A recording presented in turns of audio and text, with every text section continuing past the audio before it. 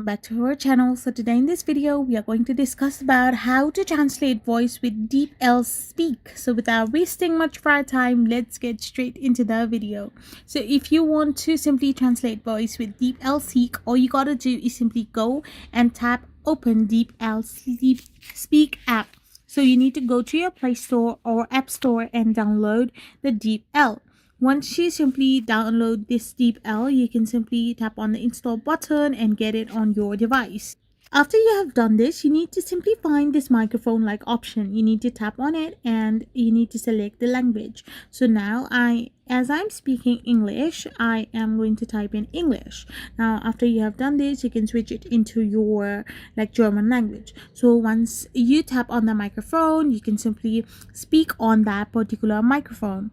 After speaking, you can simply tap on the pause button.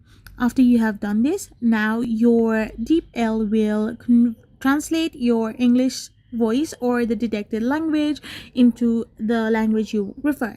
So this way you can simply translate voice with DeepL Speak. I hope you found this video helpful, so don't forget to hit that subscribe button and do give us a thumbs up. We will be back again with more informative videos. Thank you for watching.